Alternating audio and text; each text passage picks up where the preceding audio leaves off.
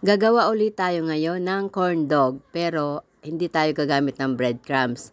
Ang gagamitin natin ay yung cheesy. Alam mo yung chichirya na cheesy, yung spicy, yun ang gagamitin natin. Dudurugin lang natin yan. Maganda sana kung may food processor tayo para mas pinong-pino. Dahil wala, ganyanin na lang natin. May hotdog na tayo dyan na nilagyan ng barbecue stick. Isasaw na natin sa harina, tapos itlog, and then dun sa dinurog natin na cheesy.